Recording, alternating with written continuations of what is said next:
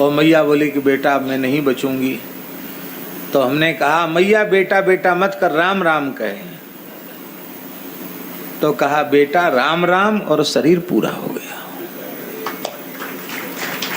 तो कहे मैया की आसक्ति बाधक थी, तो ठाकुर जी ने पिताजी और किसी के प्रति तो आसक्ति ज्यादा थी नहीं, मैया के प्रति आसक्ति हो गई थी। तो ठाकुर जी ने महीना भर के भीतर ही मैया को ले लिया। जिस दिन मैया का संस्कार हुआ उसी रात को हम भाग गए।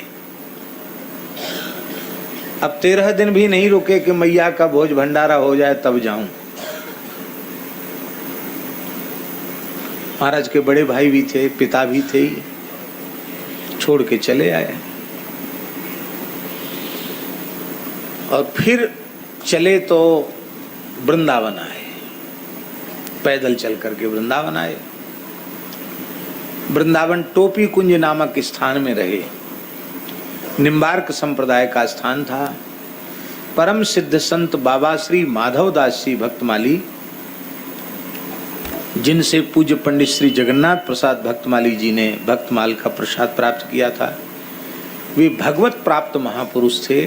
श्री महंत माधव दास जी महाराज उच्च कोटि के महात्मा थे। उनके प्रति बड़ी श्रद्धा उत्पन्न हुई, उनके पास रहने लगे। कुछ दिन उनके पास रहे।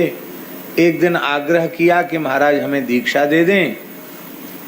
तो उन्होंने, वो ध्यानस्थ हो गए बाबा माधव दास जी। बोले मैं तुम्हारा गुरु नहीं हूँ, तुम्हारे गुरु पहाड़ी बाबा खाक चौक में हैं। तुम 3 जन्म से ब्राह्मण हो और 3 जन्म से साधु हो, तुम्हारा 3रा जन्म है। और तुम्हारे गुरु खाक चौक में है, उनका अमुक नाम है। वो जल्दी किसी को चेला बनाते नहीं, पर तुम चले जाना, हमारा नाम लेना तो वो तुम्हारे ऊपर कृपा कर देंगे। तो महाराज कहते वहां से टोपी कुंज से हम आए तो खाक चौक आए। पूज्य परम गुरुदेव श्री स्वामी लक्ष्मण दास जी महाराज विराजमान थे।